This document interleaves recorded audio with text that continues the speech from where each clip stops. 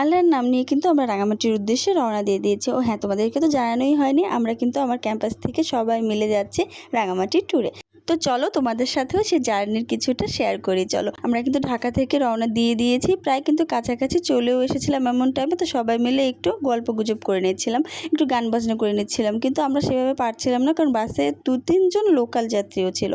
আমাদের ক্যাম্পাসের বাসটা হঠাৎ খারাপ হয়ে যায়, আমাদের আলাদা করে কোনো বাস নেওয়া হয়নি, তো এই লোকাল বাসই ভরসা। তারপর দেখো কুমিল্লার এই জায়গাটাতে এসে আমরা কিন্তু খাওয়া দাওয়ার জন্য নেমেছিলাম, আর কিছুক্ষণের মধ্যে আমাদের মধ্যে খাবার কিন্তু চলে এসেছিলো। পরোটা, সবজি, ভাজি, ডিম যেমন হয় এরকমই একটা নর্মাল খাবার ছিল।